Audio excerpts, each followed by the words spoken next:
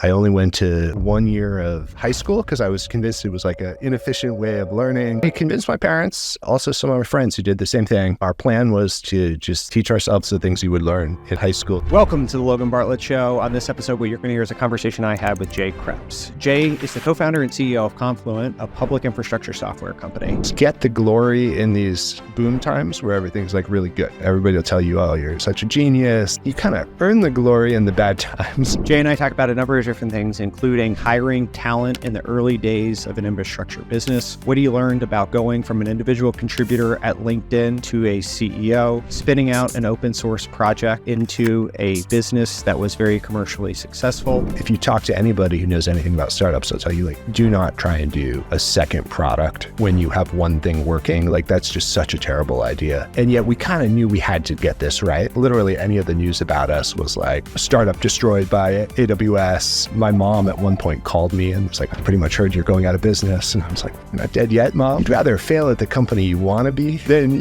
end up with some niche part of the problem. That's kind of liberating. At least we're going to go down the way we want it. We're going to go down with honor. You'll hear that conversation with Jay here now.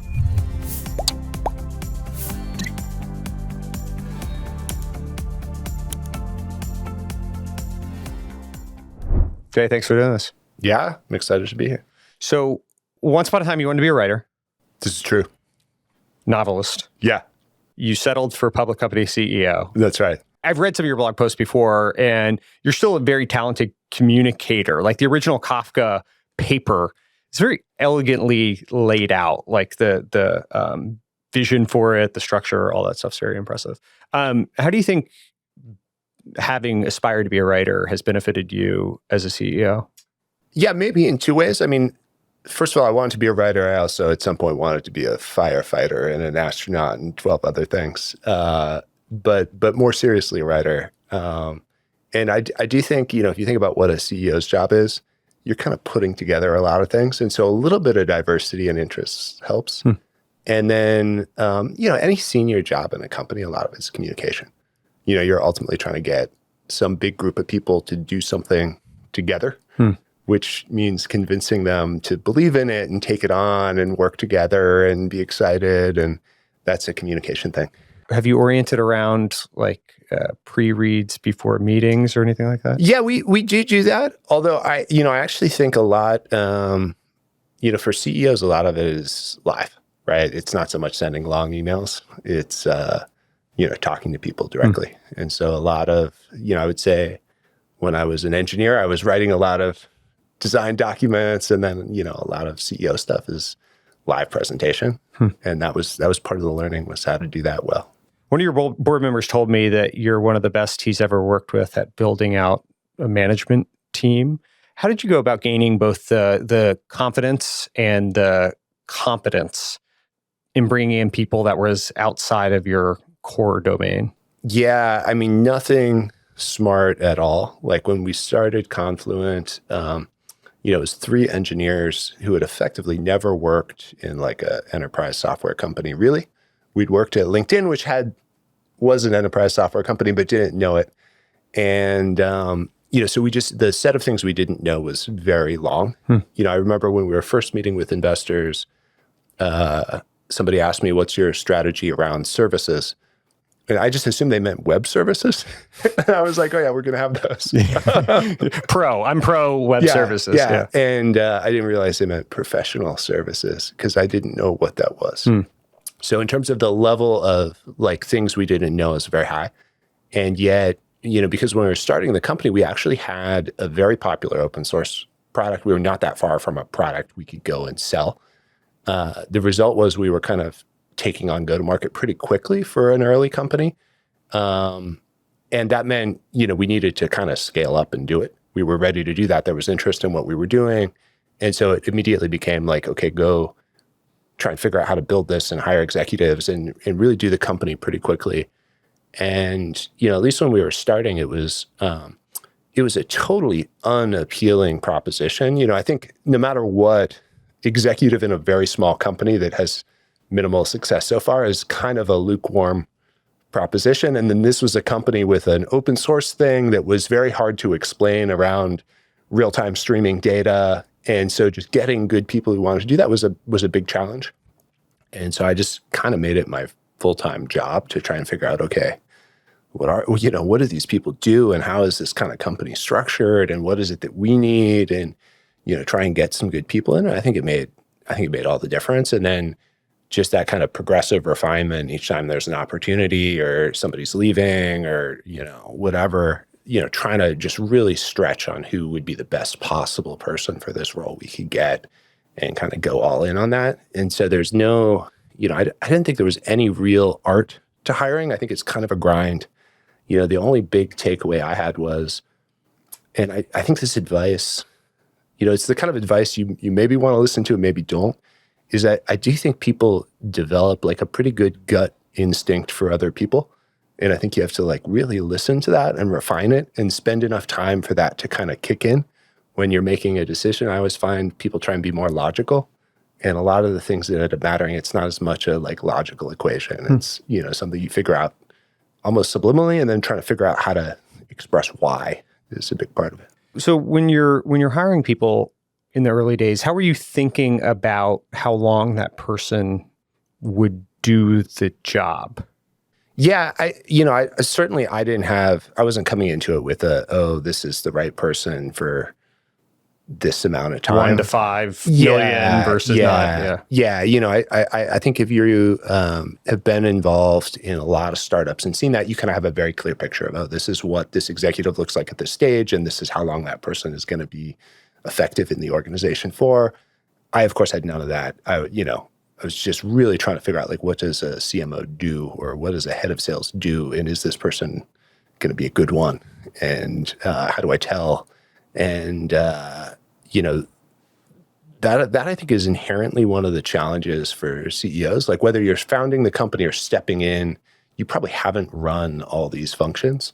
So you somehow have to pick that up as quickly as possible and make good decisions. And it was really compressed for Confluent because we were kind of ready to go pretty quickly. So it was like, okay, let's put together that full team and go do it as quickly as possible, but also don't make any mistakes. Did you have someone you turned to either on the board or an advisor that was kind of your go-to confidant on calibration? Yeah, I think we were lucky to have like really awesome venture investors. So, Eric Vistria did the Series A at Benchmark, Mike Volpe at Index Ventures. I would say both of those are, they're both very good at assessing people.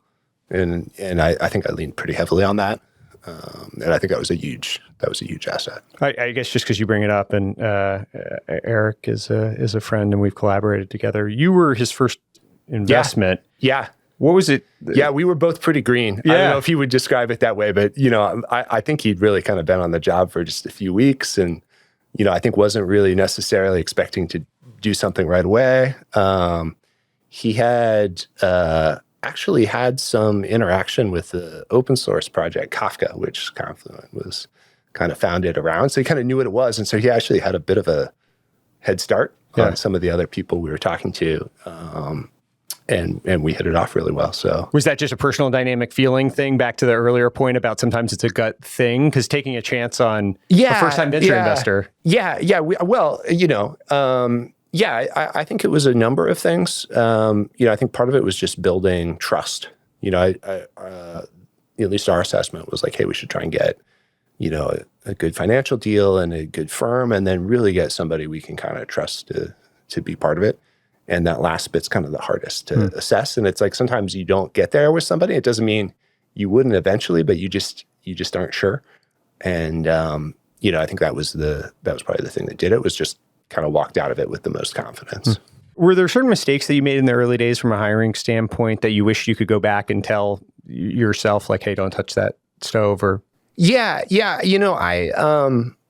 this is maybe a little back to what I was saying on the kind of gut instinct. I always think that people, it's shocking the degree to which the problem that's going to be a big problem later is visible in some small way early on in the interactions, and kind of not paying attention to that. There's always things that will go wrong that you don't foresee. But the thing that it's a little nagging worry going in and then turns into a really big issue later.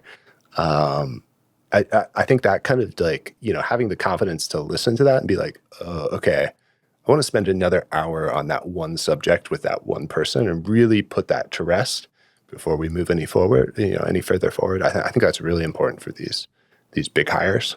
And, I do think that's one of the things that tends to go wrong in executive hiring is you just have so many stakeholders. There's board members and there's the people on their team who's going to report to them, and there's the other management team. And pretty soon it gets very kind of diffuse and spread out. There's a lot of people talking to a lot of people, and there's not really depth from any one person. And then it kind of turns into some kind of, listening to a lot of feedback from a lot of people versus really kind of going deep and like gaining a lot of confidence that this is going to work. There's the potential for the lowest common denominator or whatever, just like the person that's least offensive to every one of the constituents That's right. And I think CEOs, like early CEOs, are often, I think, susceptible to that because you actually have not done that job. And so you're going to listen to the marketing people and you're going to listen to the people on the board who have seen it more than you have. And yet you're the person who's probably spent the most time with that individual. And those, I think, are the avoidable ones where you're like, oh, I saw it and I didn't act on it. What is your goal in an interview? Is there something that you're trying to tease out in the initial conversation with someone? Yeah, initially, I actually just try and get a feel for what they're about. Over time, I'm actually kind of crazy structured about it, where I just literally write down like a theory of why this is going to be great or fail, just in a very structured way, and then try and assess that with each person they talk to. I don't try and go into it. I like to talk to each person and be very Bayesian. Like I want to know everything they're worried about or excited about with the person, and then kind of just factor that in. And then I just try and prove the good things are good and get comfortable with the bad, with the worries. And so I just do that through a progression of conversations. And I think it's actually been helpful for me. It's a little bit, it's probably overkill for certain types of hiring, but I think the executive hiring ends up mattering so much. If you can get a really great executive team that works really well together, a lot of the problems of running the company are solved. And if you can't, then that's going to be the big problem. So I think going a little crazy on that side helps. Have you done retrospectives on those docs? And no, not in like a formal way. Maybe that would be the right thing, right? Like some kind of investment hypothesis, and then postmortem. No, I just agonize about it all the time. Do you have a favorite interview question to ask, or? No, I always just kind of go where the conversation takes you. I think you want to. The important thing I always think is just get people's guard down and, get a real sense for how they do things and how they've done things in the past and who they've hired and what they think is good, and get them involved enough in what's happening in the company that they can start to talk about that to you. So I see it as more a progression than like, the interview question, I think, is always when you're trying to fit something into 45 minutes and you're going to ask these 3 questions and grade everybody versus this kind of, hey, we're going to keep digging till we get there. Approach, which just takes more time, but I think is worth it and for these kind of roles. There's 2 competing concepts or philosophies in Silicon Valley. One is that titles are very expensive, and one that titles are very inexpensive. Where did Confluent fall on that spectrum? Yeah, a little bit. We're a little bit split brain where our engineering team has always wanted to give themselves the lowest possible titles because they feel that just really hardly anybody deserves to be an engineer at Confluent. And if anything, it's really just a software engineer with, very little else. And everywhere else in the company, I think it's kind of a more normal, the average of all companies is roughly where we're at. And we've tried to square it, but it's like a deeply held belief on each side. And so there still is a little bit of a schism between the 2 areas where, my personal philosophy is, the titles are not that expensive compared to money. But I think it's important that teams kind of hold that. The most important thing is the team really believes in that system. In an early company, it doesn't matter at all. But as you start to have a slightly bigger organization, humans just love progress. And so having, some notion of seniority, I think it's really important. In theory, people work for money, but I think in practice, they work for like honor, which is often captured by money, but like the honor of, I have achieved this and this recognition, it really matters. So if you like debase that, or it's not strongly held in the team, I think it totally doesn't work. And, the human nature is always, people will look at the least deserving person at that level and just fixate on it. Like if they're a senior director, then I should be VP. There's a fairness. And in reality, that's the one big mistake you made. That they're just literally comparing themselves to the failure of the system. And so I do think that's where you kind of need the team to really internalize the system and care about it. Otherwise, there's no real honor in achieving the thing. Past a certain level of Maslow's hierarchy of needs and some baseline salary, I found that like people just lose their mind over fairness. If they feel like it was treated unfairly to the ends of the earth, and you see partnerships in VC break up over it, you see co-founders like get into fights. It's the most human nature thing that it's totally treated unfair. And it's funny the degree to which you see this in little kids. They don't care if they got enough cookie. They just care that they got the same amount as their sister. And like, if that was not the case, if one person got more cookie, it's like not good. And so it's a funny thing. I think the modern society has kind of absorbed this economics worldview where everything is just kind of ultimately about money, like maximizing utility. And then you look at how people act, and it's actually a little bit of that, but also like a bunch of other stuff.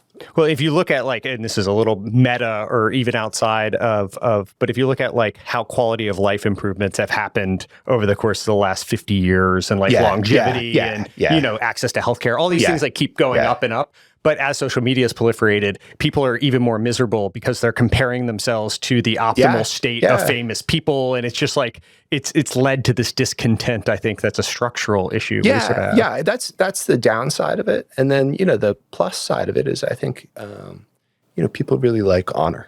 They want to be honored by their peers. So it's like people I respect me. And, I think Napoleon is supposed to have said that, men will die for scraps of ribbon. And so it's kind of very dismissive, that quote. But it actually it's actually interesting to think about. So if you think about like, what's the motivational system for like the bayonet charge? It's not like bonus. It's not like, oh, I'm going to get a good bonus. It's not your stock compensation.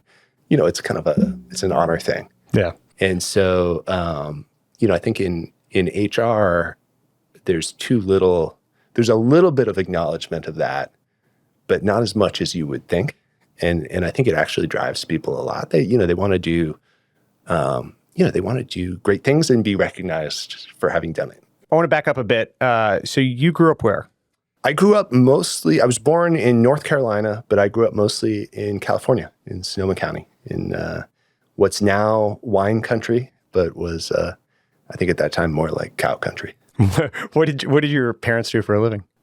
They did a bunch of things. So, the people there, they were both kind of maybe a little bit counterculture, and then a little bit blue collar. So somewhere in between those two, I think my dad lived on houseboats and was a fisherman, and then a kind of carpenter, construction worker type. And my mom lived on the Russian River and made quilts and then cleaned houses and then, ran a nonprofit at different times. So just kind of a sequence of things, not real career-oriented type things. So definitely part of having no idea what I wanted to do was I actually just didn't really have a very clear picture of what people did, for work. And it wasn't necessarily the biggest focus. So I felt like, I want to do something great, but I have no idea what. It's an interesting upbringing that you don't hear that often. How did that influence you most in terms of who you are now as a CEO, a leader of a public company? I'm sure there's a bunch of derivative things from that, but I think it's actually not that uncommon in this area as a background. It's not that uncommon for tech people, just because I think of what the California Bay Area was and who came here, back in the day. I think it was probably helpful in that there was a lot of freedom. I wasn't really expected. There was no expectation that I go to college. My parents hadn't gone to college. There was no, I could kind of do whatever. I actually I only went to 1 year of high school because I was convinced it was like an inefficient way of learning. So it was a lot of freedom. Now, of course, as a teenager, whether or not you know how to take advantage of that, probably not, right? That's why teenagers usually are put on these tracks of everything they have to do. But at least it gives you some confidence after you've kind of worked through things of what you want to do. So you did 1 year of high school. You kind of dropped out to teach yourself among your friends? Yeah. So, some people who did 1 year of high school is because they were just so smart. Some people, it's because they were like so not successful at school. It was somewhere in between the two. Yeah. Normally it's one or the other, right? You get sent away to some like rehab facility or you like are placing out. Yeah. So I think, I was probably a little headstrong and I was just convinced this is like a very inefficient way of learning. Which is probably true. It's just you maybe not self-directed teaching. It's 100% true. Now, I would say in retrospect, there's probably some value in going through high school. And there's, it's harder than I thought to teach yourself chemistry. So what did you actually do? So you did you need to convince your parents, or were your parents like, sure, do what you want? I convinced my parents, and also some of my friends who did the same thing. And our plan was to just like teach ourselves the things you would learn in high school. It turns out you don't have to have gone to high school to go to college. People don't realize that. But basically, you can either like pass a test or have good SAT score. There's a whole bunch of ways to get into college. And so that was our plan. Now, it turns out it's a little harder to just teach yourself everything. Yeah. So I would say there's still a few holes in what basic high school education. Some areas I probably over-indexed, and some I probably did less than I should. So you took, was it 3 years that you actually did this? Yeah. I did it for a couple of years and then took junior college classes and then went to UC Santa Cruz, just really without having gone to most of high school. Huh. Do you feel like that experience, it sounds like maybe some of the stuff in chemistry or whatever, you probably need some more structure or products or whatever it is to learn. But yeah, I think the challenge for teenagers, you kind of study what you're interested in, right? So I did like math, a lot of math and English and a little history, and then some other subjects I was a little weaker in, and then I caught up on it in college to the extent I could. And so how did your parents didn't go to college. How did you make the decision that you wanted to go to junior college, go to college? Yeah, it was a little bit process of elimination. Like I was interested in biology. I was interested in writing. But I didn't really know what any of the academic subjects were really about. And then I realized, if you study English, they're not like training you to be a writer. They're training you to analyze other people's writing and kind of critique it. And I was not as interested in that. So in school, I hung out with a bunch of more science-oriented people. And so I was like, okay, I think I want to do that. And, just almost by process of elimination and a little bit which tracks I could actually get all the classes done in, I was like, okay, I'll do computer science. That seems interesting. I was interested in artificial intelligence in kind of a weird way. Like what I hadn't realized that I kind of became aware of was digital music. And so, at least the way I came into it, I was like, wow, that's really interesting. If you could just take sound and turn it into something digital and then manipulate that with a computer, you could probably do that with anything. Like you could do that with all kinds of things in reality. And there's like a computational version of a lot of things. So I was like, okay, this is fascinating. What is there a reason this AI stuff can't work that we know of? Or is it just like anything that, an animal or a person can do, a computer could do? And so I was like, okay, that's really interesting. I'll study that. But I had no background in computers or programming or anything like that. You got your first computer in college? Yeah, in college. Yeah, I was not like a early computer prodigy or anything like that. So then I worked really hard the last few years to get all that done. So how did you take to it? I assume you didn't have the grounding that maybe some of your peers did within simple sort of stuff, I would assume, within computer science. Yeah, that's right. Yeah, I think it's true of computer science even now, is it's a mixture of people who've spent a lot of time learning to program and doing that with people who are just kind of starting in the curriculum, and it's harder if you're just starting. And so yeah, I had to work real hard at it, but I was I was interested. I actually think, this is probably less true now, but, I think at that time, maybe computer science was somewhere in between, kind of a professional training and an academic subject, where it was a little bit more intellectual than like accounting, but not as intellectual as like biology. But I actually think, there's a lot in computer science that's actually really interesting about computation and how the world works. And I think that's expanded a lot with the machine learning and AI stuff where it's all about reasoning. And, so I thought that was fascinating. And then I actually got good at programming almost in a very roundabout way where I probably took the least practical computer science classes that you could and still get a degree. But by the end of it, I worked on this music sharing site for my friends. And so I really learned a lot more about programming from that. And it was this fun thing where you could share songs and comment on them. And of course, it was totally illegal. So then the problem was they were all inviting their friends, and I had to eventually turn it off. But really doing that, I think I learned more about programming than, from the class assignments. Is it weird to see artificial intelligence blow up like it is right now and to have been studying it 20 plus years ago? I stayed on and I was in a PhD program for machine learning. I left after the master's degree. And the reasoning at the time, I was like, hey, it's a fascinating subject. At that time, machine learning had probably 5 paradigms for how to think about learning, all of which kind of worked, but not very well. And that's kind of a fascinating thing where it's like, hey, you get to the same result via thinking from a statistical or probabilistic background, like a information theory background, like a geometric kind of worldview. There's neural networks, which are more kind of like biology inspired. And then you kind of all end up sort of in a similar place.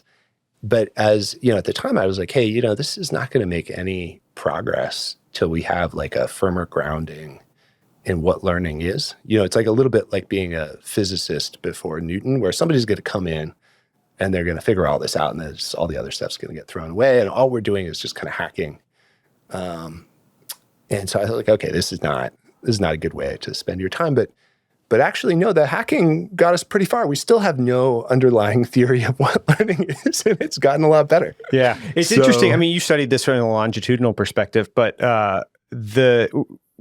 it kind of plateaued for a while in terms of the progress of machine learning or artificial intelligence. That was, at the time I was doing it, it was very much in that state where, nothing was really getting better. That, for academic subjects like that means it gets very math heavy. So there's a lot of support vector machines and complicated math around it. But in practice, nothing was working better than it had 10 years ago, really. And that's kind of a sad state, from a practical point of view. And so, it's, it's funny that my prediction of how it would get out of that was just dead wrong, just totally wrong. But intellectually, I remain just totally fascinated by that area. And it's probably the area I've just kind of read the most and, spent the most time on. When I left, that school, that was my goal was, okay, I thought, hey, look, with the internet, there's all this data. This is going to be a big thing. I want to get a job where I can kind of use some of this stuff, even if it's hacky, at least you can do something with it. And, that was how I eventually ended up at LinkedIn was, I just thought, oh, these social networks are going to have really great data. Well, and so you down selected, you wanted to go join a social network, right? Yeah. And so you nixed Facebook because MySpace had already won the market. Yeah. So in terms of bad calls, I was like, it just seems like it's really hard, to come from behind. And then it was also written in PHP, and I was just like, that's probably not very serious technology. And so, that was probably what year was not this? Totally right. That's a good question. I joined LinkedIn in 2007, so I probably talked to Facebook, I don't know, probably a year before then, something around that. And so you end up hitting it off with LinkedIn in some way, and you were there for 7 years? Yeah. Yeah. And so what was your role initially, and it evolved to what? Yeah, I joined as a software engineer, and that was basically what I did. I ran some small engineering teams and really focused originally on the kind of use of data. So I joined, and the first project I had was trying to recommend news articles to people based on whatever they had in their LinkedIn profile, which we did a terrible job of. And I guess somehow I kind of, I was aiming at this more use of data, but ended up working on infrastructure. Because like for a growing social network, you just weren't going to do anything interesting or predictive until you had that problem solved. And so that was how I ended up working on some of the open source infrastructure there. We built like a live database for serving the site, and built Kafka, the open source project, as kind of this real-time layer, and some of the backend data lake stuff. That was all, really just trying to get some basis for using data. Hey guys, I'm Jacob Efron, a partner of Logan's at Redpoint. Wanted to take a quick break from the episode to let you know that Redpoint's AI podcast, Unsupervised Learning, now has its own YouTube channel. We have an incredible set of guests really at the forefront of the AI revolution. So if you're interested in what's happening in AI, what it means for businesses in the world, definitely subscribe. Now back to the show. In the purpose of open sourcing this, as you were thinking about it at the time, like how did you're working on these projects for LinkedIn's benefit, right? Yeah. And you make the decision to open source these because, I guess, how do those conversations play out internally within LinkedIn? Yeah, I think there was a couple goals. I mean, for me, I just wanted to make something great.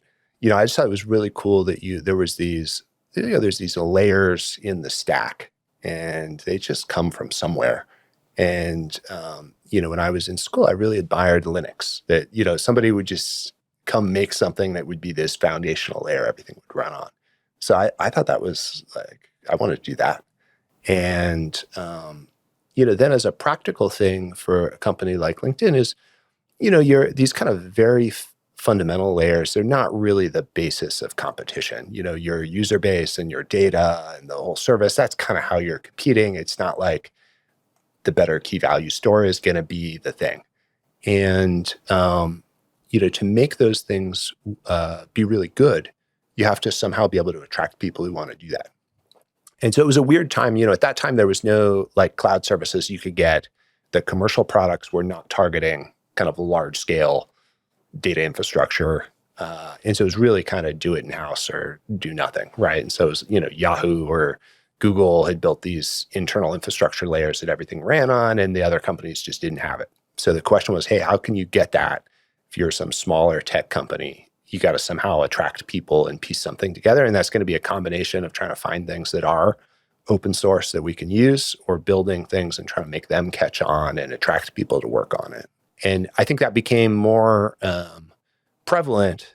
And, now it's probably the opposite, where there's all these products and cloud services. Probably nobody needs to build, foundational infrastructure just to have a social network or whatever the next app is. But at least at that time, there wasn't that many other ways. So you launched a handful of these different projects, Project Voldemort, Project Kafka. And so Kafka, what does Kafka do? And can you take me through the problem you were looking to solve internally, and then what happened after the launch? Yeah. So, Kafka probably had the biggest idea behind it, which was just, in the world of data, everything's kind of been about storage. You have these databases or file systems. It's some pile of data that's stored somewhere. You can look up little bits of it. It's really kind of targeted at how do I build one application? But you look at a big system like LinkedIn or any company now, it's a bunch of pieces of software, and they all have their own little piles of data. And, somehow it all has to come together, and all the parts have to react, as one thing. And so, the idea was focus on that part of the problem. Like, how does not just the kind of data at rest, but the data in motion? Like, how does it move around? How do we react if somebody joins the site? How do the 15 things that have to trigger off that and happen? And, you can view that in different ways. But one way to view it is taking, some of the processing of data that's traditionally happened like in batch, like the end of the day, some big thing kicks off and churns through data and spits out some results. Taking that from something that happens periodically to something that happens continuously, so that like you're just processing data as it occurs and reacting to it as it happens. And that was an idea that was very appealing to us. We were kind of doing a lot of work to scrape data out of different systems and put it into search indexes and social graphs or into some kind of data warehouse or data lake. And then all the most sophisticated use of data was something that would happen, at the end of the day. And by then, the user's gone. They've moved on to something else. So there's only so much you can do. And so that was kind of the inspiration for it. There had been a lot of ideas in the computer science literature about this kind of real-time processing of streams of data that was almost kind of a natural generalization of database ideas, but it was seen as almost kind of very researchy and not that practical. And so, our idea was, let's just try and turn all the data sources into some kind of stream anything can get. And, that was a project first internally at LinkedIn, and then as we open sourced it, kind of out in the rest of the world. Was there a why now as you look back and think that this was possible or that it took off in the way it did? Yeah. I think the if you think about the problem LinkedIn was solving versus maybe the, step back 10 years from that, the problem a company was solving with software, the way software came into a company was there's little bits here and there. It's like, oh, we got this app for this team. And it's really kind of UI centric. They're going to type their things into the CRM and it's going to show them the things they typed in different ways. It's kind of its own island. And if you think about these kind of tech companies, it's not an island, like everything's connected, right? It's a continent, right? And that's like a different problem. And in many ways, a lot of the problems in software architecture are this: how do you build a giant connected system? How do you have all these different services? How do you orchestrate them? All the cloud computing layers are kind of oriented around how you put all the parts together now. That's one of the biggest challenges. And we were trying to do that for data. And so, I think it was, a little bit, people had made progress on distributed systems and how to do this kind of stuff, and a little bit just the problem itself had changed and the need was different. So you launched it in the open source, and did it take off right away, or what? Yeah, it was originally a bit of a flop. Like our key value store was very popular, and this like Kafka thing, nobody had any idea what we were talking about. Which was an interesting experience for me because I thought it was much more exciting. And I didn't realize the degree to which, latching on to like a category that people already understand helps. So if you're like, hey, we have a database, people are like, I know what that is. I know what it's for. How is your database good? I'm still with you. Yeah. And then you can answer that question and they'll use it, right? If you're like, hey, we have some kind of distributed streaming platform, they're like, okay, I don't know what that is. How did you solve that? We were excited about it. So we were like, well, we'll go and try and explain it to people. And over time, the explanations got better and they got shorter. And it's one of the things I've developed a real appreciation for is kind of product marketing. The difficulty of compressing an idea down to something that like catches and will transmit, from one person to the other. It's a lot harder than it sounds. And so as we were, we went around and first just kind of did some tech talks and tried to explain this to people. And I think that worked. Given an hour with somebody, was like, okay, we can explain why we did this. We're like, basically, instead of having 15 ways of shipping data around and a bunch of batch processing, we're going to try and just have everything be a real-time stream that you can react to as it occurs. And this is how that plays out for feeding your data warehouse. And this is how it plays out for applications driven off this. And people would be like, okay, that's great. And then, we tried to write it down in a blog post. And we're like, hey, if we can get people excited about this. And so the blog post is like 23 pages or something. So it breaks every blog post rule. But at least our thinking at the time was like, hey, if we can get the people excited about this, maybe there's something here and we should go follow this and, try and make it succeed in the world. If we can't, maybe not. And sure enough, that blog post developed like a real kind of cult following and how to think about data and how to structure around it. And so we thought, hey, this is great. And it brought us into contact with a lot of companies kind of outside the core tech people we already knew. And that was interesting for me just to realize like, okay, these ideas that sounded pretty advanced are in some ways like equally applicable in like a bank or an insurance company or a retailer. And so the kind of market for this is actually quite broad. It's not just like a tech company thing. At what point in that did you start thinking like, all right, there might be a company behind it? Like when you were iterating on these different open source projects, did you think, oh, maybe one of them will take off and I can go be the CEO of a company around it? Yeah. Maybe in a very vague way. I think one of the cool things about LinkedIn, it had a very entrepreneurial culture. I would credit Reid Hoffman for that. And so I think everybody inside of LinkedIn, and especially in this data area, had a whole set of ideas for startups and concepts. And so, and then for me, I thought, hey, this is like one of the biggest paradigm shifts in data and just how it's used. Like this idea of going from something where you're processing static fixed data to something that's continuous. That's like a very fundamental change, and nobody else is doing that. So that's a good one to go after. If you can get people interested and get that change happening in the world, that's a big enough area that could turn into a really significant data platform. And so, I think early on it was more just, hey, can we get anybody excited about that? There wasn't a detailed plan. But then, over time, it did seem like, okay, this could be potentially some kind of business. There's certainly going to be a lot of value around this. Was there a point at which you thought to yourself, okay, now it's crossed the tipping point that I need to go step outside the walls of LinkedIn and turn this into a business? Yeah, there was. I think at one point, I think I forget what the organization was. I think it was somebody from like ESPN or something had like tracked us down and called us, and they were like, "We need this Kafka thing, but we need all these security features and other stuff, and like, can you do that?" And we were like, "No, we're just running this for LinkedIn. Like, we're not doing stuff for you." But we were like, "But you should get that stuff." And so, and that was enough of a kind of brand name that was far enough afield that we were like, "Oh, that's real." And, at that point it was kind of clear. It was like, hey, look, this is a team of like 6 people in the basement of a social network. Like, we're probably not going to totally revolutionize how people think about data, just throwing something out on GitHub kind of in our spare time. It's going to take a focused effort to make that happen. And I think that's a little bit how it came about. I want to talk about the transition from, you were an individual contributor within LinkedIn. Did you have a team? Yeah.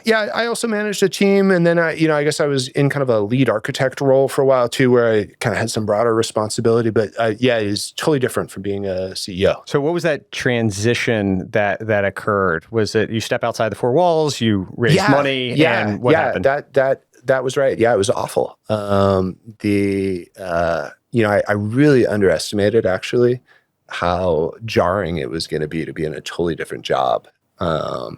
In a whole bunch of ways, I think part of it was, if you start in one career, you're like not very good at it, and then you learn, and then you get very comfortable being good. And at least for me, I'd kind of mastered a lot of the kind of engineering leadership, technical system design, programming. So I felt good. And so you're just kind of in your comfort zone. You're doing a bunch of things where you're just good at all the parts. And you can kind of hone your craft and try and get better, but it's basically very comfortable. And then you do something totally different with a totally different skill set. And, the early part of a company, it's always kind of, valorized or idealized, but, it's actually pretty hard. You're pitching kind of an idea to people. It's definitely kind of, whether you're trying to get customers or people to join the company, it's kind of a sales role as much as anything. And the reception is often not that great. I mean, several people, I think, took us aside as we were starting the company and were like, this is not a very good idea, and you should not do this.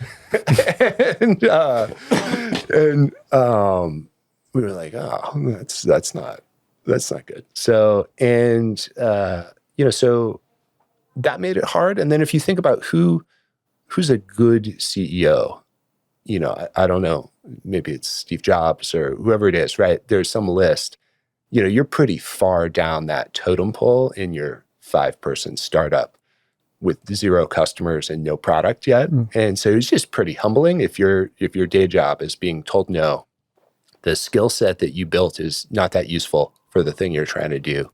And your kind of peer set is vastly better and more accomplished. I think startup CEO is a very humbling role. That's interesting. Was there a particular functional area that you found more daunting than others to kind of get up to I speed think on? part of why it was harder for me was like, we basically had this very successful open source project, and we had 3 technical co-founders. We were able to go hire good engineers. So we were kind of making progress. What we needed to do was go figure out how to turn that into a product and sell it. So the go-to-market came very early, and we had zero expertise in how to do that. So there was a lot of, just bumbling around and trying to figure it out. Probably in the best of circumstances, because people are excited about what we were doing, but just not in a put together way. If someone's listening to this and debating if they can or should or want to be a founder, CEO, are there questions you would advise them to ask themselves, or things that you wished you would go back and tell Jay leaving LinkedIn, like, hey, you should really validate that you enjoy this, because that's going to be a large portion of the job? Yeah, I think it's a good question. I mean, I think, what is it? This is not quite the question you're answering, but somebody described parenting. They said, when you ask parents, they're actually less happy than people who don't have kids, but they're more satisfied. And so I thought, that's interesting. I think it's similar. If you start a company, you'll probably be less happy, but more satisfied. Is that what you want? And it may be, right? Like, I wouldn't take it back. So and I don't know. I think it's very hard to predict who's going to be good at it or who's going to enjoy it. I do think there's a lot of hyping up of entrepreneurship and of entrepreneurs, which is sort of helpful. It creates an environment where people try stuff, but it can be a little misleading where, maybe people may not know exactly what they're getting into as a result. So yeah, I don't know. I think it was certainly a growth experience. I mean, I always feel like whenever you try and do something hard that you're not good at is when you learn the most. And I think that was really good for me. And I certainly benefited from it. You can't say now, but is there a point in time other than that you look back with most nostalgia on over the course of, I mean, you guys have had a fairly serendipitous run, I would say, at least for starting in 2014, went public in 2021. That's a pretty fast path. But is there a point in that journey that you look back with some level of fondness? Yeah. I think a lot of the early parts of a company are really cool. I think with probably the first time we did a user conference, we were just really worried no one was going to show up, and there was like 800 people, and we were so pumped. Your first user conference, yeah, 800 people. Yeah. And it went really well, and it was just very energizing. The company had people kind of all over, so everybody got together, and it was like a big high energy thing. So that was that was a big deal. And then, to some extent, all these companies from the outside, it looks good. But of course, there's lots of ups and downs within it. So, whether it's serendipitous or not, I don't know. I'm sure you would dispute the moments along the way, but from the outside in, it was at least in a rarefied air of startup journey, at least from my perspective of success, at least the metrics, valuation, all of that stuff. Right. So, I guess on the flip side of that coin, you made a few strategic decisions, I think mostly around cloud, that were real fork in the road kind of considerations. And when we were talking before, you said one of them, I think they've ultimately worked out, but one you described as almost killing the company. Yeah. Can you go back to these decisions and what were the layout for people, the different consideration sets, and then how did you go about making the decision? Yeah, it was one of the big challenges for us was, okay, we didn't really have a complete solution around streaming as we started. We just had this one popular open source thing. So we needed to kind of complete that package and make it usable. But we were also in a time where we were 100% sure as we were starting the company that cloud was going to be like the way people consumed this type of infrastructure over time. But the market wasn't quite there yet.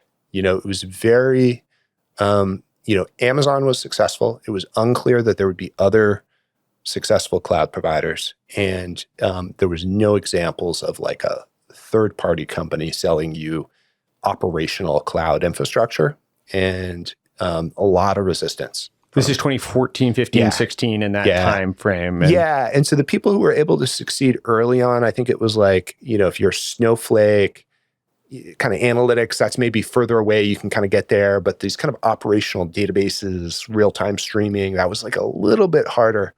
And so that was the dilemma for us: is how do you square that? And so for people's benefit that aren't infrastructure wonks, you basically have you have this open source product that now you've built you have this open source project that now you've built a product around, but it's not cloud. The core initial product was not cloud. And so it was existing behind your own firewalls. And even before we started that, like as we started the company, we basically were very torn about whether to do like a SaaS offering in the cloud first, for which there wasn't much of a market. But we were like, that could be very good over time, or should we do a software product, or should we try and do both? And, we kind of made the call as we were starting the company, we'll do both. We'll start with a software product. We have a bunch of people who will pay us now for that. We'll add the cloud offering. I think probably whatever we pitched benchmark, it was probably all in the first year. We're like, hey, we're going to do this, this, and this. And of course, it took us many years. But so as we were starting, then we just felt this pressure of like, okay, we have to get this cloud thing going. So we started it, I think maybe it was a year and a half or 2 years into the company. We said, okay, we're going to build a little team of people. They'll build a cloud offering, in AWS first, but we'll take it to the other clouds over time. And the challenge is it's really hard to do that. And, we got feedback from people. So one of the kind of cloud companies, somebody there told me directly, they're like, there are 0 examples of a company that has an on-premise product creating a cloud offering. This was at that time, and really succeeding with it. Like, you will 100% fail. If you talk to anybody who knows anything about startups, they'll tell you, like, do not try and do a second product when you have one thing working. Like, that's just such a terrible idea. And yet we kind of knew we had to get this right. And so the challenge was how to do it. So we started building a product, and what happened was it was the side product, and it just wasn't that good. Like, we had a mediocre offering. And as we were doing this, we started to hear rumors that Amazon was going to launch something around the open source Kafka in our space. And we're like, okay, this is a big problem, right? Like, it's their, this is like their grocery store that we have shelf space in. Our product is okay, but it's not great. How are we going to be successful at this? And, there was a big debate at the time about whether to just kind of pull back and get the enterprise business really working, kind of double down on that, make the big customers successful, come back at this later. We went the other way, which was just put the whole team on the cloud thing. It was very difficult to do because, of course, you've, built a fast growing business already off the software offering. But we thought it was just really important. We thought, like, look, the way we're going to be successful is kind of cover all the environments these big companies work in. Since ultimately our area is about tying all the parts together, you have to be in all the places. And that's going to be the big differentiator, against any of the competitors that doesn't have it. But of course, it was very difficult to do. And the challenge is basically kind of sustaining the momentum in that core business as you're kind of building out the second thing. And then, what we didn't really understand at the time was just the degree to which kind of a SaaS cloud go-to-market was different from selling on-premise infrastructure, and how much effort would be involved in really kind of digesting that and getting to what were the learnings of that? Like, why is it so different to sell SaaS versus on-prem? Yeah, the people are different. The kind of security and networking requirements are very different. The buyers are the people in this case, or the sellers? Yeah, all of it. So the target customers, just what your sales team has done, the process by which it works. There's much more of a try and then buy, with kind of a cloud SaaS offering. The fundamental business model is different. Like, they have a kind of usage model where you pay as you use it and you may commit to some amount.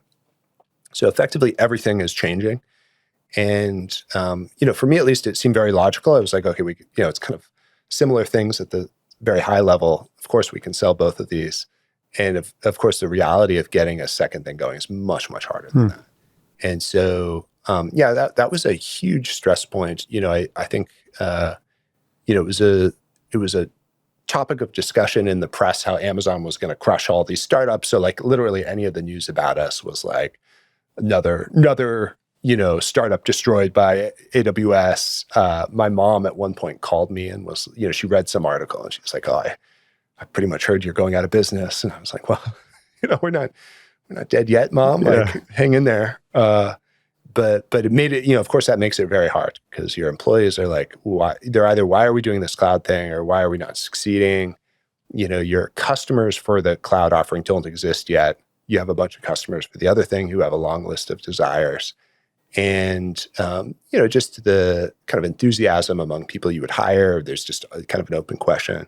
So really kind of getting that working was a big deal for the company, just kind of grinding it out. There was nothing, I don't know that we did any of the individual steps perfectly, but we just kind of stuck it out until we had something really good technically and kind of could sell it. And I think that was a big thing. I think if I look at the peer companies at that time, it's maybe about a 30% success rate of kind of getting, if you had a good open source thing, getting to a, high quality cloud SaaS offering that can be like 50% of the business or, a substantial portion of the business. Was that just a strategic decision that you made and felt the conviction around? Did you decide by consensus? Because I assume there's some sample bias or some survivorship elements of like, well, no, all our customers are telling us this is great. Yeah, but you don't know the customers that we're not seeing in the future that will want this. I think it helped that we had, our job at LinkedIn had been running this system. And so we understood like, hey, the delivery of it is just a really deep problem that you could create a lot of value in. So I think that helped. But what really helped was actually, we realized the world was kind of moving. Like these cloud providers were going to have streaming offerings of different sorts. So we were either going to like really commit and do it now, or we were going to give that up. And so we were like, hey, if you give it up, is that even a company you want? Like, let's say you win in just the on-premise thing. Is that even the company you want to have? And it was like, no.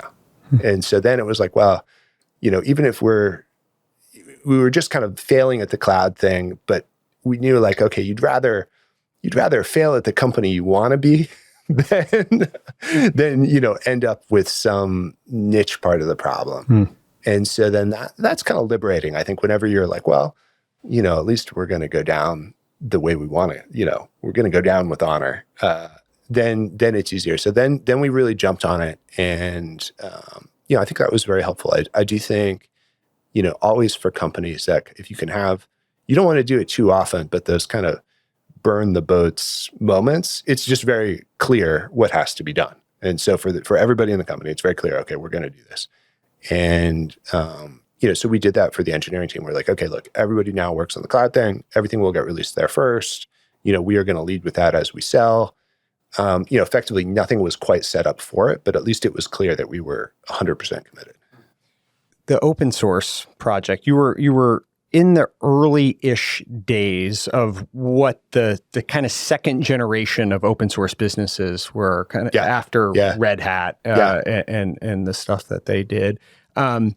Did you feel, was there tension internally between people that joined because they were zealots of the Kafka open source project and they just wanted to work on that and were totally, hey, why do we want to build this business? This is going cloud first, is going to shut off access to different people that might otherwise want the product, or there really wasn't a lot. The challenge we had was more external, which is, there was kind of a real trough of excitement about anything related to open source from an investor point of view.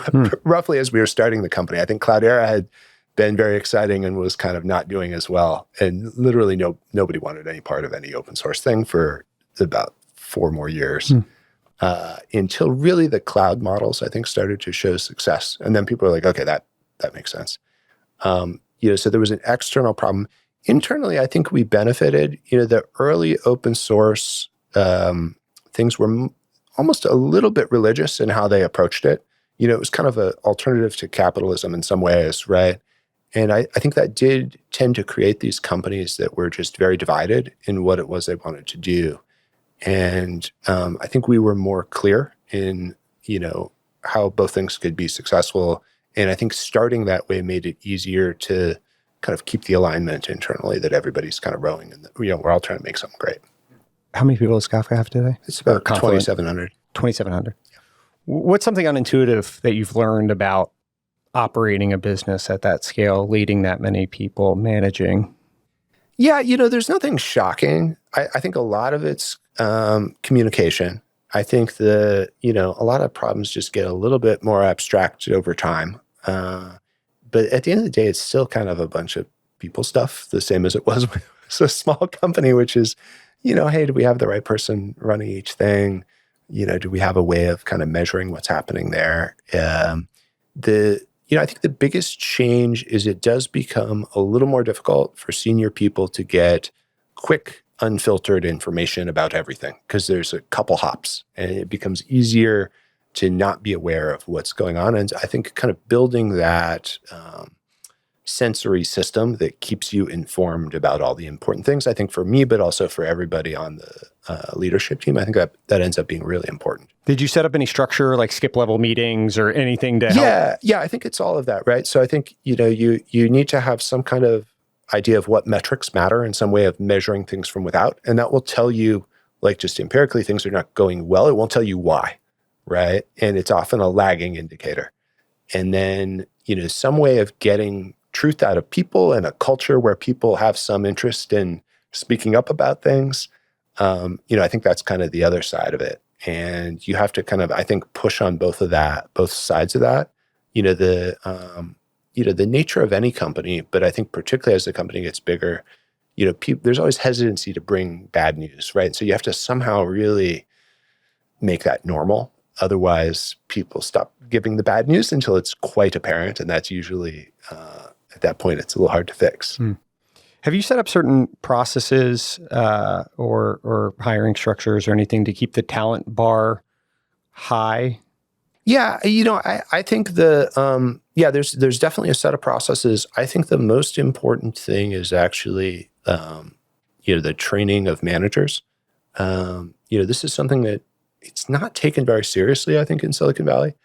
I think because the tenure of employees is so short that it's like, well, how much can we invest? But, I think it's very easy in a fast-growing company for managers to get really lazy and kind of take what comes their way. And it's like, I'm too busy to hire, I'm too busy to stretch. And so I think just really, really, getting people to value the quality of hiring. And, I try to, really take our, the executive team and lay down everything we do for hiring our most critical hires. I would say 20% of that doesn't apply because it's really about executive hiring, but about 80% of it is what you should do hiring anybody. And you want to be like a little bit more crazy about it than seems normal and put more time into it. And, I think if you can get people to take that on and value it, it's just very valuable for them. Like if you want to succeed as a manager, you succeed by having a good team. And, a big part of that has to be hiring great people. And so figuring out how to get people to put that time in. And I think there's just no substitute, no matter how talented your recruiting team is, they can't fill in for, passive or lackluster managers that aren't really out there trying to find great talent or convince people to join. So I think that kind of, that will side of it really matters. And then, a ton of just techniques and stuff. But yeah, I think that's a big deal. I think the other side of it is the, kind of expectations on performance. I do think over the last few years, that's one of the things that kind of fell to the wayside. The thing everybody sees is kind of the inflation in comp in tech.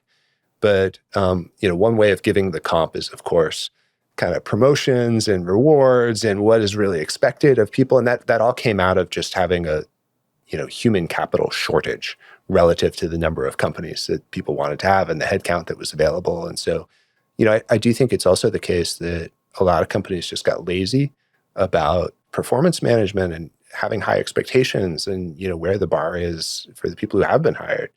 And I think that's getting corrected, but it's almost like a whole learning thing for people who built a management career just in that time period. They may have been very sloppy about how they were hiring. They may have been very sloppy about what the bar was internally. Making sure people are good at that, I think is one of the most important things. as the market shifted, you all went public in 2021. The public markets definitely have moved to value more profitability or efficiency metrics versus growth. How has that belt tightening, and maybe it alludes to the performance management point that you were just making as well. How do you think about that as you sit here today versus, the learnings that have happened? It's been a huge project. I mean, it's hard to know in retrospect. Like, we went public in 2021. We were probably a little green as we were going public, but it was a good time to go public. And then, of course, the stock went way up, and then the stock went way down, and then it went up, and then it's gone down. So it's been a real roller coaster for the whole employee base. And so, the question, of course, is like, hey, did we do this at the right time? Did we do it right? One of the things we had to do was get a lot more efficient. And, one of the questions you could ask yourself is, well, maybe we should have been more efficient to start with. But we were definitely going after it as we started the company. I think each year we were like, hey, we will plan to grow aggressively. We will invest heavily. We will go after it. We had a set of early competitors that we just out executed. And so I think to some extent it made sense that we were just kind of pushing. But then, that put us in a position where, really coming into this year, we had to get significantly more efficient. And so over the last 6 quarters, we will have improved operating margins by about 40 points, which is quite significant. If you just think about hey, for every dollar that we spend, we're getting 40% more out of it. So it's a pretty significant retooling of how the company works, and totally not valued by Silicon Valley, which is very growth oriented, of course, even now. But it's a huge accomplishment. And, it's a whole set of things, just like, hey, what are people doing? What is all this software we bought? Which go-to-market tactics actually work? To what extent are we hiring in different locations? There's just a whole list of things that roll up into it. And so it's been an interesting thing, I think for a lot of the leadership folks, just to learn how to do that. Some of them have done this, done a lot of this before, some hadn't. But certainly a lot of the newer managers just hadn't dealt with this, hadn't looked at the business with this lens at all. And, I think it's a healthy thing. I think it's a very healthy thing for the business. I think on the whole, the operations is probably better as a result. I think we're definitely getting more per dollar spent. So it's been an interesting exercise, but it was definitely important, I think, for us to do that because we were on the far side of leaning in and spend, as we went public in 21. And, we just did not want to be in that position through the rest of this year. Were there any specific things you all did in that? It sounds like a lot of lead bullets and no silver bullet, but anything you did, if someone was listening to this saying, well, my company really should have another 20 basis points of operation improvement. And did you issue a mandate? Hey, let's find the dollars and the couch cushions that we can, or how did that? I mean, it was a set of things you would expect, right? We had about an 8% layoff at the beginning of the year. And then a lot of structural things. The obvious ones are just kind of zero-based budget planning, where you really look at the existing money and where's that going, and is this working? Having, I think, a higher expectation for programs that are new to kind of prove themselves at small scale before they, go any further in scaling up. A real kind of stack ranking on the go-to-market side of what's working and what's not working, and a significant shifting of investment between segments that were performing and not. Those were all big things. And then, if you look, another CEO that had been through this recommended me effectively a private equity playbook. And it sounds like a funny thing, but there's a whole group of people that buy inefficient companies and make them more efficient. And so it was like, well, you should probably know what they do. And it's exactly what you would expect. Basically look at areas where every function has built some analytics team and see, would it be possible to share the analytics team? Or look at where we've bought the same piece of software 10 times. And so you can kind of just literally take that and be like, half this stuff doesn't apply to us because we're just a younger business. But half of the stuff is stuff we probably should have done, but we were moving really quick and didn't. And it's just, kind of healthy cleanup. So yeah, that it is very much that kind of, lead bullets, not silver bullets. But I think it's a good muscle, for, if you think about what the demands on like an HR or finance team have been in the last year, it's very different than kind of the years before in looking at this stuff and kind of driving efficiency. Remote work. You all have always done it, which has moved from contrarian to mainstream to contrarian again. How do you think about remote work? Yeah, we're kind of sticking it out. Like we started, I think for the first probably 3 months, and we were like, oh, we're all going to be in office. That's what we've done. But then we were like, well, okay, we ran this open source project, which was quite distributed. The people enthusiastic about the open source project are all over. The field sales team is going to be where the customers are. So it's like, well, if the engineering team and the sales team is going to be all spread out, then like how much value do you get out of centralizing the G&A functions, a few other things? Probably not that much. And so from pretty early on, we kind of built the company that way. And, it was interesting as we were kind of entering the pandemic, there was all this enthusiasm about remote work. And we're like, well, it does have some drawbacks. And then now there's a bunch of people who are just like, oh, this is trash. It doesn't work. And we're like, well, it can work. So I think it's probably neither as good or bad as people say. I mean, the advantage is basically the fundamental ingredient, like the input to an enterprise company is people. And so having access to a much larger market of people all over the world, is just better. Like you're going to have access to more talent, or better cost. Either better talent for the same cost or lower cost for the same talent, depending on how you think about it, right? But I think any company, as you get to scale, you have to look at where you're hiring, because there are great people in the Bay Area, but there's great people in India and there's great people in Europe, and you have to figure out some strategy that allows you access to different pools of talent, no matter what. And then you have to figure out how do those people all communicate and work effectively together. And I think to some extent, many of the things that you have to do in a larger company where you're very clear on what the strategy is, what are we trying to do this quarter, et cetera, those are kind of the things you have to do to make a remote company work effectively, plus some tactical stuff and how people communicate and work asynchronously. But, it's been interesting. I think that big advantage people kind of lost. I think part of the reason is most of the advantages of remote work are, they're about individual contributors. It's about how do you hire the best people, or how can those people kind of sit and do programming and be very effective. The engineers never liked working in a big open plan office. The salespeople were never that much in the office anyway. And most of the disadvantages kind of fall on managers, where it's about coordination or how do I get things done across. And so I think you see a lot of the friction there where one group wants one thing and the other group wants the other thing. Anyone that's not an IC always says, I'm more productive at home. Or anyone that is an IC always, and it's like, yeah, of course, you're more productive at home. It's not about your productivity. It's about the company's productivity.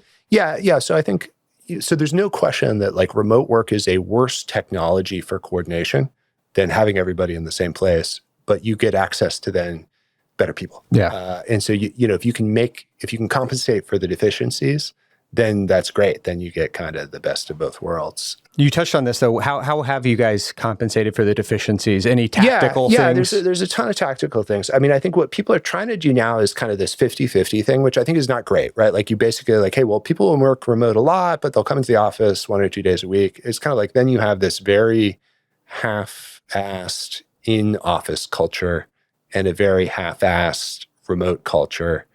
And you still probably have to eventually build out, international presence all over and figure out how those parts come together. So it's kind of the worst of all worlds. I think at this point, it's pretty well known how to do it, right? It's mostly, you got to have a good culture of people writing stuff down and some ability to kind of work asynchronously so everything doesn't turn into some Zoom meeting. People have to get together, and those get-togethers have to be high quality, right? You have to build a sense of belonging and team and et cetera. And that has to carry through the kind of day-to-day work. So those kind of periodic offsites or gets-togethers, there's different things we do at each level of the company. I think those become really essential in a way that they wouldn't be if you were all in the same building the rest of the time. I think those are the biggest things. And then a bunch of little minor kind of tooling and practice stuff. Politics at work was a topic. It has been a topic over the course of the last couple of years. We've seen Brian Armstrong, Toby Lukey, a bunch of people kind of come out on, hey, no social justice issues are inbounds within the workplace. Where have you guys landed on? Yeah, we were always probably a little bit on that side. I think like starting in 2014, you kind of are right immediately into a Trump presidency and every other issue. I think maybe in part because we early on had people geographically all over, it was just clear. It was like, hey, like, what's the company's position on Brexit going to be? And it's like, well, I guess we're opposed to it because it's really inconvenient for us. But like, other than that, we're not weighing in on each thing. I think that's worked out fine. And we tried to do it in a low-key way just so that doesn't become the brand of the company itself. But, I think it's actually probably the best thing. Certainly as the challenge, I think, has been, especially for a global company, if you're kind of very centered around what I would call like California's political orientation, it's kind of weirdly alienating for people who are like in other places. You're in India, it's just not the same concerns. Like it's whatever the thing that happened in the Bay Area is just not the immediate thing. And you feel like you're not really part of it. And it becomes a big distraction. So I think it's served us well. I think this is becoming more mainstream where, it can be okay. And in fact, it's important that the employees participate in the political system. Like we live in a democracy. A lot of these questions are really important. It's just actually kind of lazy to try and do it at work. Like convincing your coworkers is just not the fast path to success at these things. It's not what the company is really set up to do. And so I think separating those two things, I think is probably a good tune-up that I think now a lot of companies are doing, whether explicitly or implicitly. How do you think about equity compensation? Yeah, it's become a bigger topic. I've thought a lot more about it since we went public because, I kind of love it and hate it. I think people forget in Silicon Valley how awesome it is that to some extent the entire company is on the same page in making the company successful. Like a lot of the management labor tension that you have in many industries, it comes out of the fact that, if you're in a car company, it can be totally rational for all the employees to unionize and try and freeze in place the way the car is made to use the most labor. And they don't really need to care if that sets the company up to be successful with electric vehicles or whatever, because that's not their problem.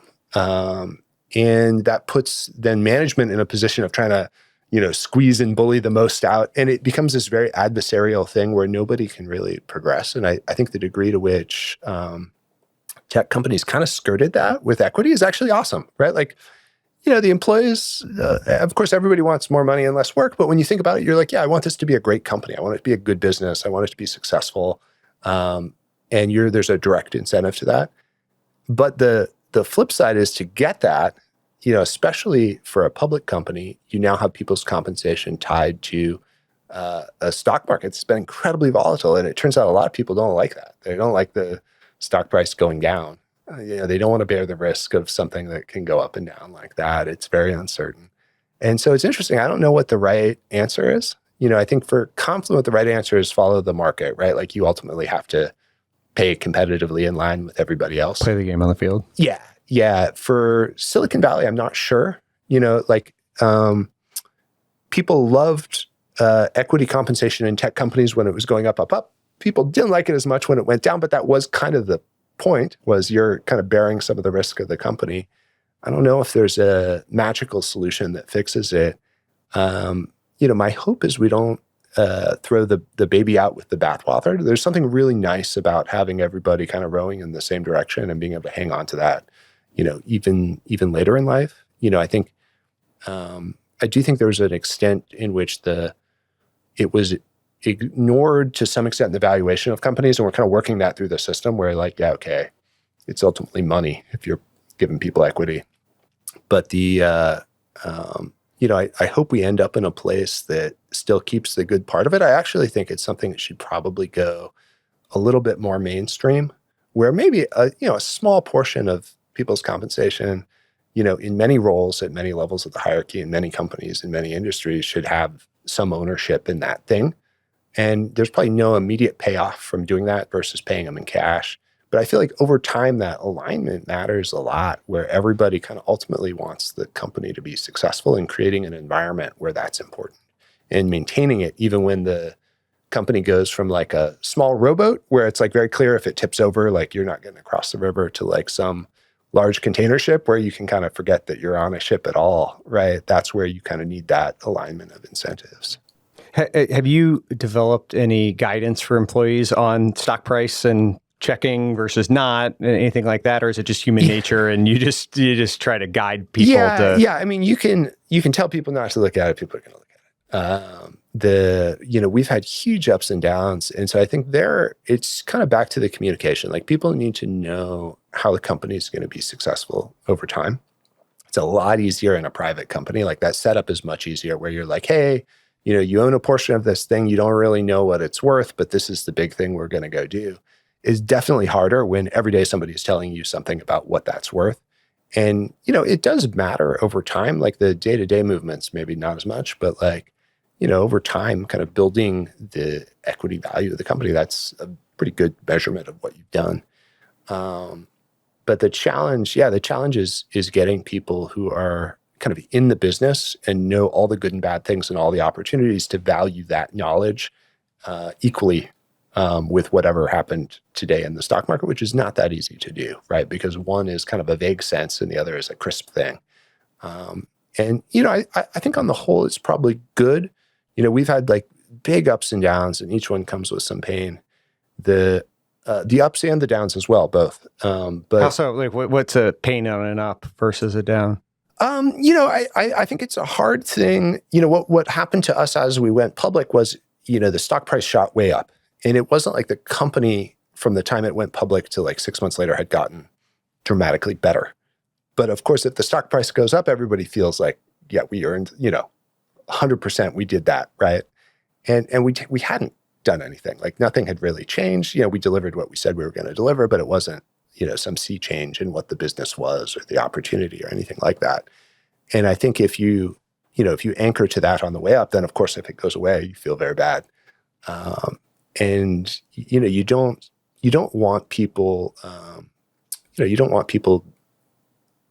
treating that as the sense of self-worth or accomplishment of the company. And I think it's very hard not to, on the way up or the way down, right? And I think the way up tends to make you overly confident and whatever, and the way down tends to make you, everybody's more unhappy, or there's more infighting, or there's more whatever. The combination is probably okay. I do think it kind of builds a certain type of resilience. I always feel like the companies where there's some harder things or there's a little bit of chaos, I think over time they kind of end up better. I always think about like maybe early Amazon versus early Google, where Google just kind of nailed it in such a way that it almost kind of grew up as like the rich kid in tech. And Amazon just had such a brutal upbringing where you're in retail and you're just fighting for this thin margin, and you compete with like Walmart, which is a behemoth, and your stock drops. You're public through the .com bubble, and your huge stock drop and layoffs. And then there's plenty of things not to like about Amazon, but there's a certain kind of grittiness to it that I think serves them. Like, if you just look at how they approached the cloud business, the willingness to just kind of keep pushing on something that was probably very unnatural and hard, but obviously could be successful. I think that comes from having done some harder stuff. So I don't know. I think it's probably okay. I think it's probably similar to people, where you want enough small traumas that you end up, kind of resilient and capable, but not such big ones that you end up, in therapy and unable to function. And it's just kind of figuring out what's too much. Yeah, I think about it's like the childhood actor syndrome, when things come so easily to you in the early days. I think of Twitter as like a canonical example of like the product market fit from day one was just so strong. And they ever built a culture of iteration and, learning and talking to users and all that. And now it's manifested itself in a bunch of different ways. So you went public in 2021. What was that process like? Were you able to actually go on a physical roadshow traveling around, or was it Zoom? No, it was all Zoom with investors. We did actually go and stand on the roof of the NASDAQ. They wouldn't let us inside, but it was actually pretty cool on the roof. So it was an amazing process. I thought it was, it was one of the few moments in the company that was just kind of like unadulterated, like, yeah, we did it. And not for it's a financing event, so there's many reasons that shouldn't be the case, but I thought it was super exciting. And, but obviously kind of a weird way of doing it. So yeah. And then, as I said, in retrospect, a really bizarre time to take a company public. At a market level. Yeah. That's right. And again, I don't know if it's better now to be a early public company like we are, or a late stage private company. Like, both have their challenges. We're both just all kind of working through the environment we're in. I think public, probably the dynamic stock price and the resiliency by which you're building, and there's no, sunlight's the best disinfectant in some ways, and I just think I think that's probably right. That's what we're telling ourselves anyway, is like all the efficiency work and the whatever and the ups and downs are, making us better. But obviously the friends I have running public companies, it's like they just say, don't worry, the company's worth exactly the same amount. It's only these crappy companies that have gone down. Sure. Yeah, and they can get away with that. Yeah, that's a advantage. We Maybe get to put it until the next fundraise. We get to put it in a jar and forget about it. So all our companies are worth what we say. Transitioning from a private company to a public company, was there anything that you all do now as a public business that you wished you had started earlier or done differently as a private company?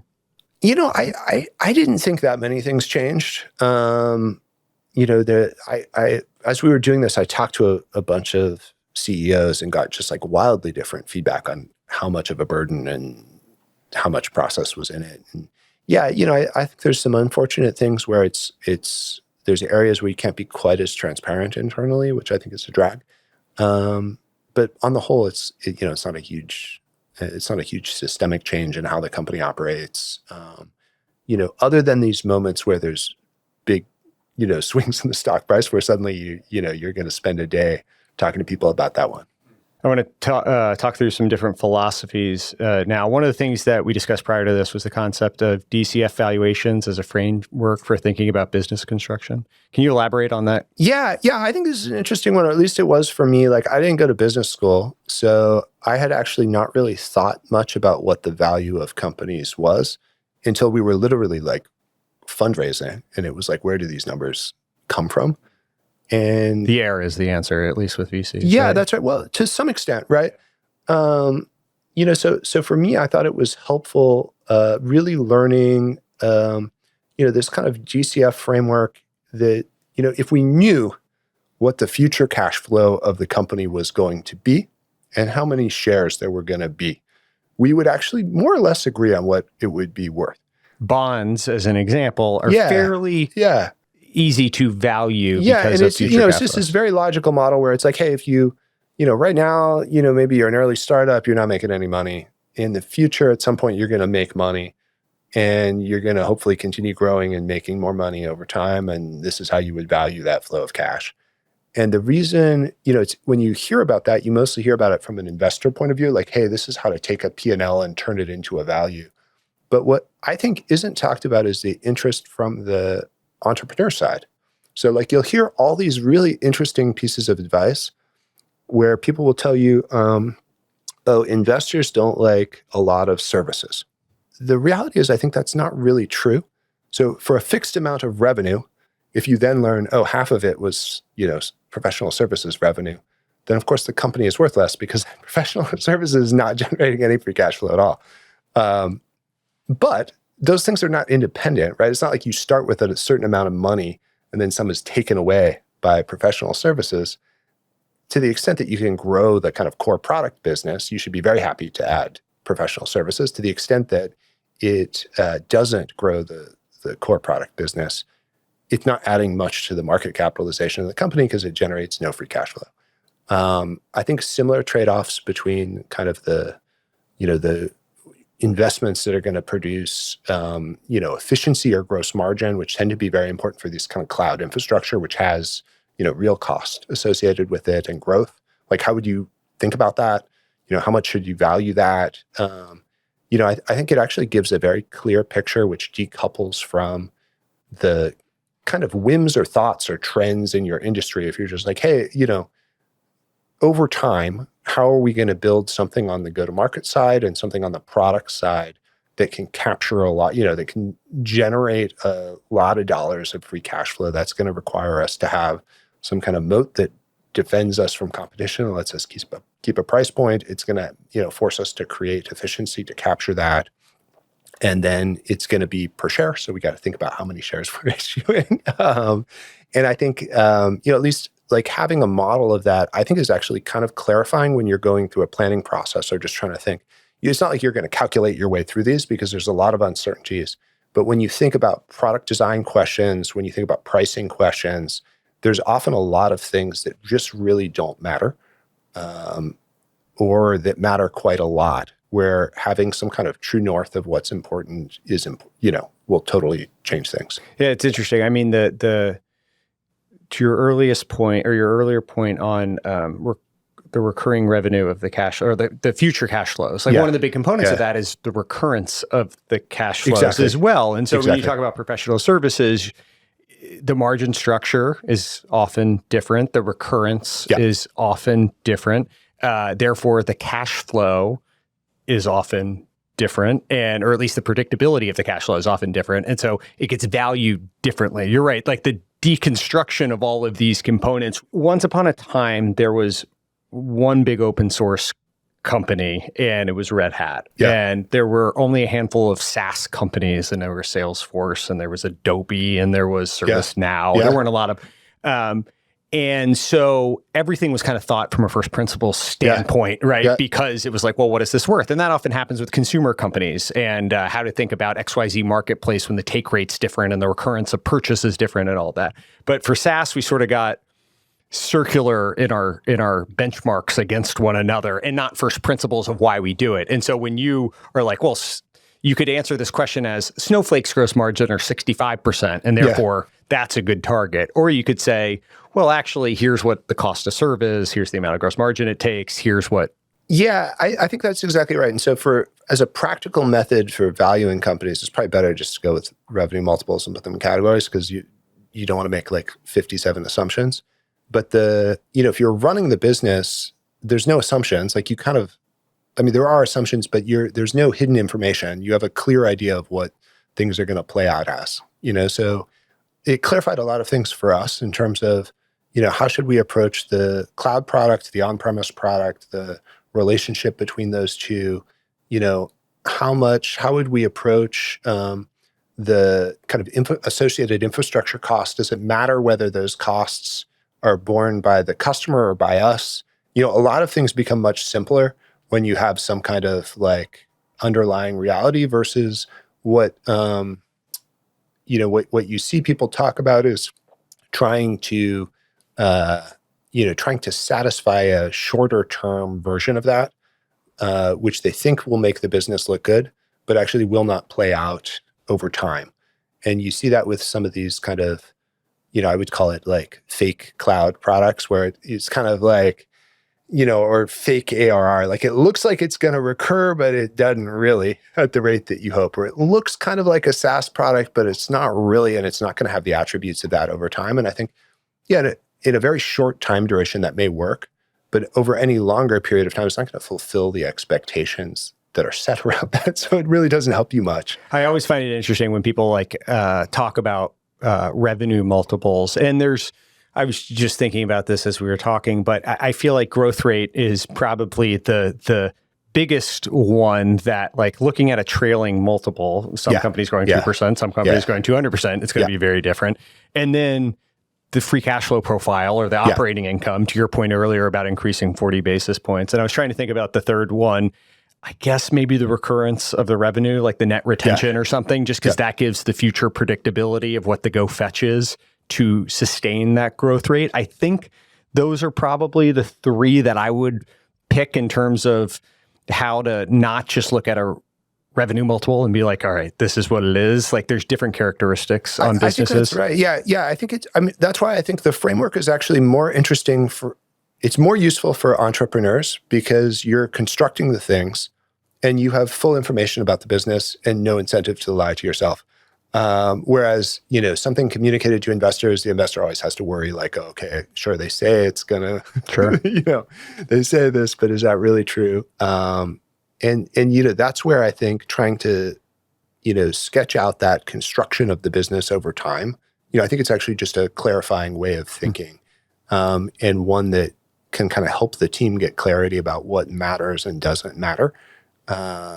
And these kind of questions come up internally all the time about trade-offs between efficiency and growth and smaller number of customers at higher price or larger number of customers, and this gives you a way of kind of answering all those questions without saying like, oh yes, it's all about whatever breadth of customers, or it's all about whatever, you can actually have something that gives you like a trade-off between 3 or 4 different things. It's interesting. How do you think about the opportunity for artificial intelligence today? I think it's exciting. I probably like everybody else. I think we're at kind of an interesting time where one of the things that makes it possible to reason about tech is having a really good mental model of what's possible to do and what's not possible to do. I always think about this with product managers, like, what makes it really possible to be a not super technical product manager for kind of SaaS web app type company is it's really easy to have a mental model of what you can do with a database and a piece of software and turning it into a web interface. And so you can imagine all the possibilities, right? And, that was even quite true for the early machine learning efforts where, if you worked in that domain, you could say, yeah, this is the kind of thing we can build a model for. This is what it will predict accurately, and this is what it won't. And then what's happened in the last few years is actually a lot of those limits have kind of fallen apart. And now we don't really know what you're going to be able to do. And, it's not really an expertise thing. It's actually just, it is unclear where things are going to be in 5 years.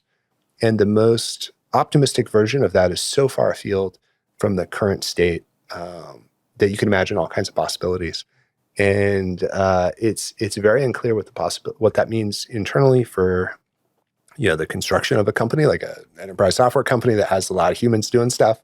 Like how efficient can those be, and where can it have impact? It's very unknown what that will mean for the customer base and the adoption. So it's just I think it makes it exciting. But I do think we're kind of at a we don't know stage where the cool things that people have done with LLMs, there's several more leaps of imagination to get everything people are imagining. There's other innovation that has to happen, but there's a lot of people working on it. And we just recently made a bunch of big jumps. So you can't say we won't make more jumps. Yeah. And it's unclear how much you can get out of scale, and people debate it. And so what that means is just like where the ceiling on what you could do with a database and a web app was just very well understood. Like it can do X and it can't do Y. The ceiling on this stuff is just not at all understood. The current state is kind of understood, but like where that will be in a few years isn't. So I think that leaves everybody in a tizzy. I think, I think there'll be a lot of wasted investment, both internally in companies in buying things and, companies trying to productize things and so on. But I think there's clearly a lot of value. So it's an exciting time. I think it's cool to see it. I think it's also just like intellectually cool to see it. If you think about the kind of limits of computation and what computers can do, we kind of stalled out for a while there. If you read the writing from like an Alan Turing or a von Neumann, they were imagining a lot more progress in this area much quicker. And there was and then that would come back, every 10 or 20 years, people would think, oh my God, we're going to be able to solve all these problems. Vision will be a solved problem and this will be a solved problem. And we kind of didn't get it. And now we're kind of starting to get it. And that's pretty cool. That's like amazing. So yeah, we'll see what it turns into. Open source. We talked a little bit about this earlier, but there's been this evolution, I think, that you all were a part of. Initially, maybe it was easier tech that was open sourced, and now it's harder tech. I don't know if that's a fair characterization, but how you sort of think about the evolution of open source. Yeah, I would characterize it a little differently. I would say the early open source projects were clones. And so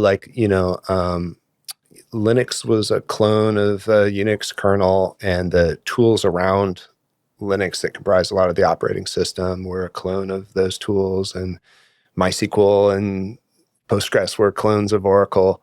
And so there was like innovation. It was effectively like a software development and a go-to-market innovation, but it was not a technical innovation. Like no technical innovation was happening. It was a worse version for less money.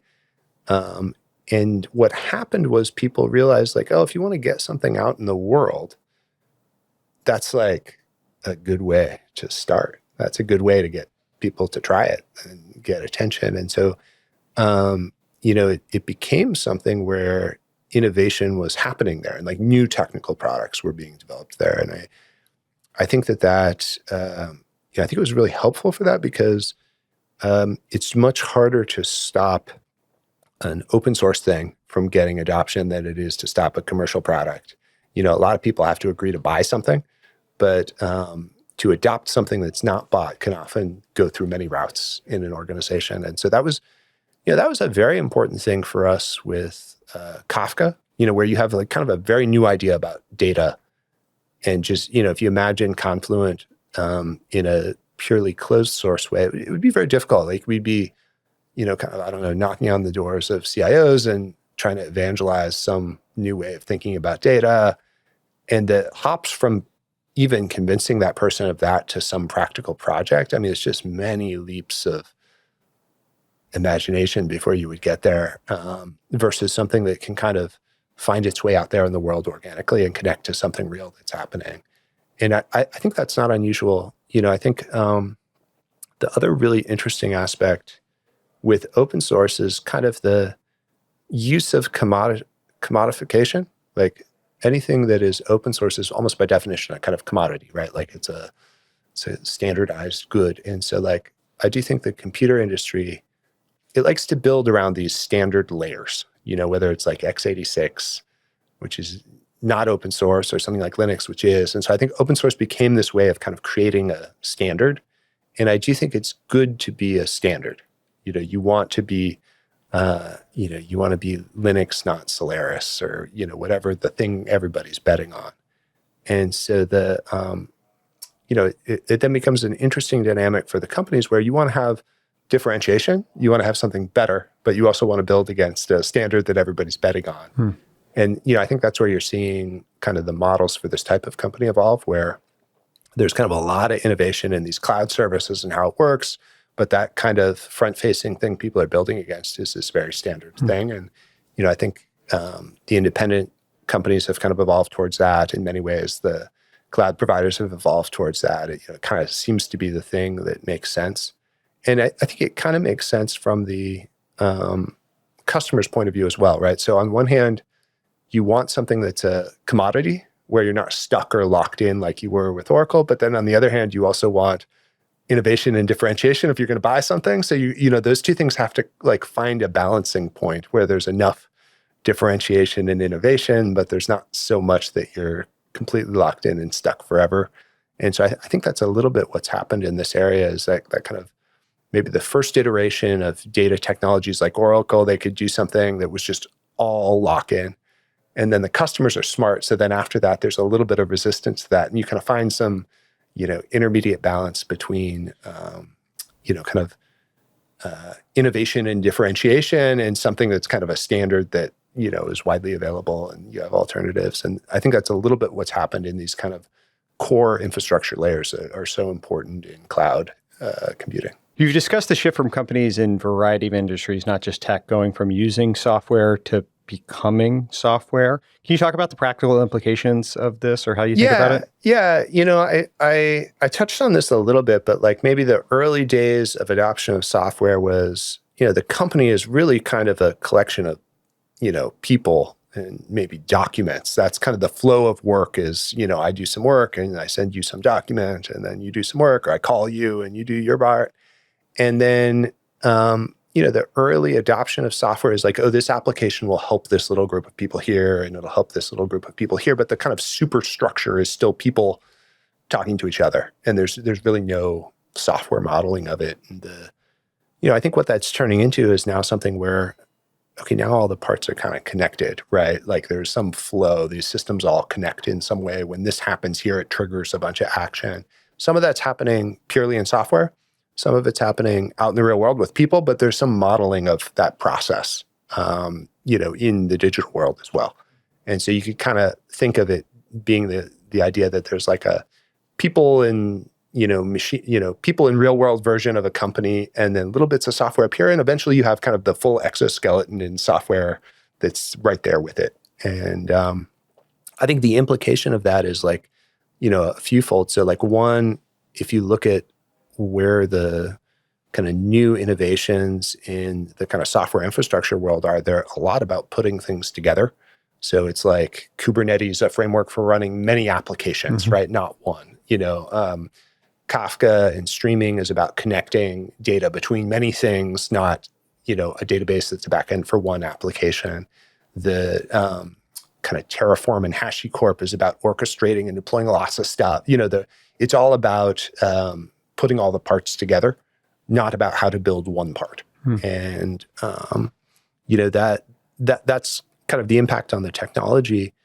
And then for companies, I think you finally get the full benefit of some of the digitalization.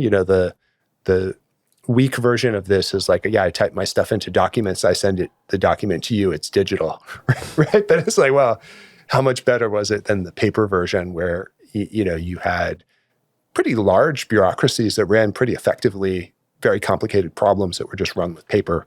You don't really have a huge benefit just because you had Microsoft Office. And then as you start to have more of these processes built in software, as you start to have technology that kind of closes the loop in some of them, you're really kind of getting more of the efficiency benefit of it.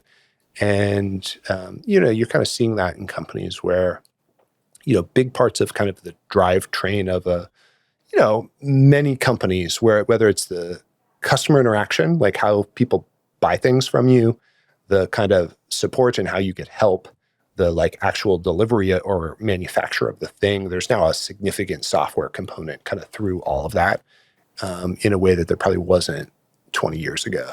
I want to read a quote that I heard attributed to you. The goal of a poker player is to make good moves. Sometimes you lose a hand because you got bad cards. How does this apply to how you operate Confluent or think about the world? Yeah. I think it's an idea that's become more commonplace. When I was in school, I was just very interested in like decision theory and probability. Maybe back to that kind of AI and machine learning interest, just because it's a model for thinking. And, I think it's helpful. It was helpful for me as I was transitioning from an engineer to a CEO, because, as a software engineer, you're often making decisions where all the inputs are kind of knowable. Like we know how computers work. We know what the performance characteristics are. It may be a very hard problem to solve, but to some degree, if you like gather all the input and think really hard, you'll get to the right answer. And then a lot of business decisions are just a bunch of vague stuff where you just do not know. And the early days of a company, of course, those decisions are really pivotal. Like it's just the whole direction of the company will be set based on some of your choices. And so, so how can you kind of make peace with that? I think that ability to separate out like, hey, what's the information I have? What makes sense based on that? That allows you to like kind of move a little faster with less hesitation and regret than you would if you were just agonizing over the resulting uncertainty. And it also allows you to kind of grade yourself in a way that's a little bit independent of the specific outcome in that time period. And I think that's really important. I think, one of the things I've observed, anybody who went through, anybody who's running a company or investing in companies through 2021 and beyond, kind of felt this, you get the glory in these boom times where everything's like really good. Everybody will tell you, oh, you're such a genius. This is such an amazing company. Everything is so great. You kind of earn the glory in the bad times where, that something is not so good. Like, it's like, okay, it looks like the company's not going to make it, that cloud transition point where it's like, okay, we're putting all our resources into something that may or may not succeed. Those are kind of the things where you actually get no positive feedback. Nobody's telling you this is good. But you're kind of in many ways doing your best work. And maybe later, people will think it's great. Yeah. Maybe not. But I think if you have that idea that like, hey, kind of making the right moves off of what I know now, I'm going to be able to say I kind of played this as well as I could have. Then that gives me maybe enough peace of mind to do it. And then also some way of kind of decoupling from just the ups and downs that are external to me, that are basically either luck or the environment or whatever it is, things outside of, the direct control that you have. Is there a book that you've read that's particularly impacted your thinking on decision theory or business operations or some of these things that you would recommend for people? Yeah, I don't know. I came into this kind of, just through stats. I think there's been some business books that kind of dive into this. The book I actually really love is a little bit more, it's a little bit more math heavy, but I think it's called Rational Decisions. And it's basically this guy who's an academic who's walking through a little bit of how decision theory works and how to think about it, and then also where it does not work and why you can't just calculate your way to everything. And it's a very entertaining and short book. I don't know if it would be for everybody, but I think it's delightful. And I think that's a good one. I think about the score takes care of itself is the one that the Bill Walsh book about like focusing on inputs and the output will be what I think that's probably right. I haven't read that book, but I've the sports teams have the worst version of this, especially football. I think basketball is like statistically significant. There's so many points and there's so many games, and it's tournaments, not one-off things. Whereas football is just like there's 17 games. It's basically a lot of luck. You can do everything right and still lose. Cool. Jay, thank you for doing this. Yeah, I'm really happy to do it. This is great. Really fun.